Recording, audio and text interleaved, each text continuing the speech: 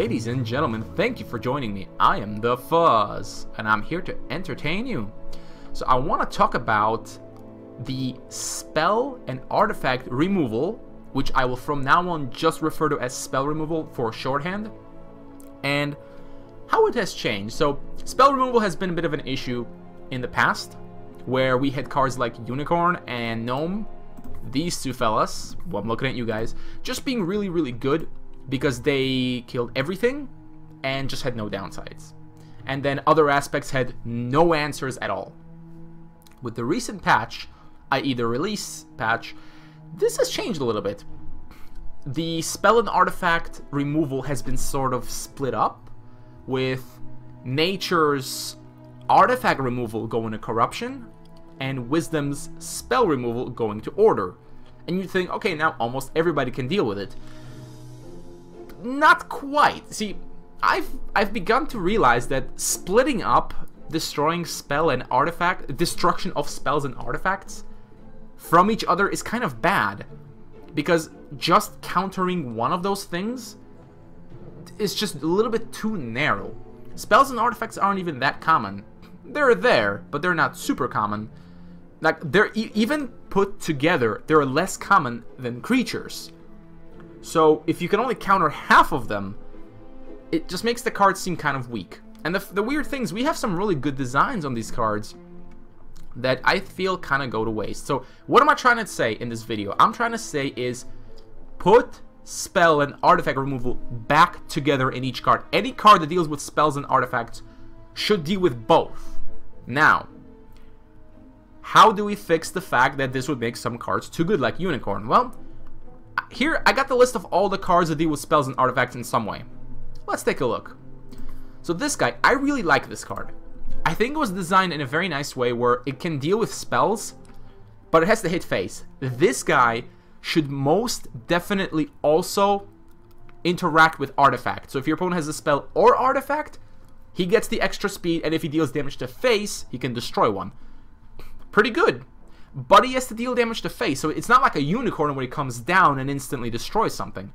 You have to put in some work to make him work, right? And even then, even if he's a 2-2 with 3 speed, that's an Elf Warrior. Like, it's not that big of a deal.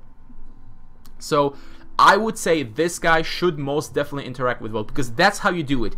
You make it so that when you can deal with both spells and artifacts, it's not just an absolute way to remove them. There is some kink, and in this guy's case, he has to hit the face, which I think is fine. This card, I'm not really sure why they give this spell removal. It seems kind of weird. I mean, you're mostly going to use it to remove big threats. I honestly think this card should just read Destroy a Creature, period. Because it costs 3 mana. It's not a cheap removal card. And Order's removal is not exactly good. So I think making this their, all-purpose removal will be just fine, because we don't have a card in the game that just says Destroy a Creature. Like, we don't have a Hex or Polymorph or Assassinate or anything like that. And I think this would work pretty well. You could just remove the spell removal tag from it. It seems a bit weird. I think adding spell and artifact on top of this would be just silly. You'd have one card that just does everything, and I don't think that's what we want. But yeah, I think this could legitimately just destroy everything. But basically, it destroying spells is kind of nice, I guess, but it's weird. This guy. So, this is one of the guys that would be obviously overpowered again if he could destroy spells and artifacts. But I thought, what if he doesn't actually destroy them? What if he simply disables them for like 2 turns? If he comes into play, he disables target artifact or spell. Now, what does that actually mean? It means that it's as if you were silencing it. Like, it has no effect. So if it's a lamp, it can't transform into a creature. If it's a helm, it stops taking control and the other guy gets the creature back, at least for the 2 turns. If it's a force field, it stops absorbing damage. If it's a storm, it stops dealing damage. You get the idea. The spell and artifact is treated as if it had no text at all. You disable it for like 2 turns, right? Deals with everything, but it doesn't remove these things permanently. So that's a bit of a difference, and I think that would mean you could still run the card, but he wouldn't just be an all-purpose answer to everything, and he wouldn't be an all-purpose answer to Silencer, for instance. If you run Silencer and a Despina steals this guy from you, Silencer is only stopped but not destroyed. So I think that's something to think about. I think disabling artifacts for, you know, a few turns might be a cool little idea. Yeah, that would be my suggestion for this guy. Test of Time. This is an example of how the card more or less should work. Destroys whatever it wants, you know, and it's instant, right? It's not really very good because, well, you know, it just doesn't do enough. If your opponent isn't running spells or artifacts, it's just kind of meh. And it's used to just counter things like Lamp, mostly because against Helms you have Outbreak, and Landslide can deal with other things. But this is how an example of how the design should be, more or less, where it's simple removal, but it's 1 for 1. And it's instant, although that rarely becomes relevant. I think maybe this should cost 1 mana and like 2 aspects. Would that be too good? I don't know, actually. I think it's an interesting try, though.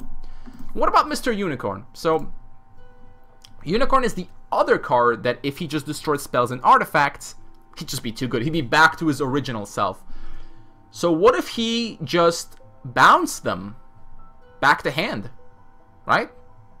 You know, you play it, just goes back to the top of hand. Kind of like a limited Landslide. Or a Tornado Outbreak that works on not creatures. Seems decent, right? It would essentially serve a similar purpose, but it wouldn't be as crushing. Now, the thing is with this guy is that it would mean that aggressive decks could once again use him to just help rush down, because originally that's how he was used. You were using Unicorn to get around annoying crap like Force Field or Electrostatic Storm to just keep hitting face. But I feel like that's a problem with Elves and aggression, not Unicorn. See, I want Unicorn to be played. And I think bouncing spells and artifacts is pretty cool, even though you do have a Landslide for it. But this guy would then fill kind of an interesting niche where he's a decent creature that can also kind of delay things. And hey, more combos with Vulture. Oh, not Vulture, I'm sorry, because it goes back to hand, not to the top of deck. If it went to the top of deck, that would probably be way too good, because you would actually deny your opponent a draw. That would be too good. No, back to hand. Back to hand. Forget that comment about Vulture. So that's what I would do with Unicorn, because I haven't really seen Unicorn played at all, because just countering spells, it's too narrow. Detonate. Oh my god. Why does this card not destroy spells? It's a Test of Time, but worse. Like, I can't even remember the last time I've seen this played. Okay, occasionally you might see it randomly in Trials, but the card is terrible. There's basically 2 choices with this. Well, first of all, it should destroy spells too, let's be honest. It should be Rage's version of Test of Time, but maybe rather than being instant, you could maybe have it do like a little bit of damage to something. Maybe like do 2 damage to a creature and or destroy a spell or artifact, but in that case you have to make it more expensive to compensate for its extra utility. But at its current state, Detonate is just kind of sad. And I think that would make it better. Like, it's a worse version of a card that's already not seeing play. Like, Test of Time was a worse version of Unicorn. This is a worse version of a worse version of a card. So that should give you an idea of just how unplayable this card is. And there's no reason for it to be unplayable. Give Rage a decent spell that deals with like artifacts and stuff.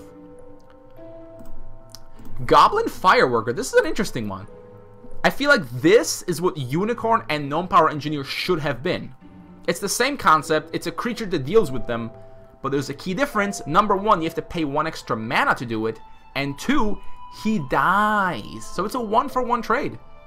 Seems fair to me. And again, I would be perfectly okay if this guy destroyed spells as well.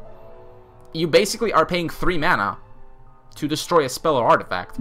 I don't see a problem with that, really. Now, it would have to be differentiated from Detonate somehow. Now, at the moment, this guy makes Detonate completely worthless. So that's why I wanted Detonate to kind of do more than just like destroy an artifact. Maybe destroy an artifact and deal 1 damage to a creature. Something like that. That'd be interesting, I think. So Fireworker is fine. I think you could even give him destroy spells and it'd be a pretty good card. Ruination. This may just be the saddest card in Spellweaver.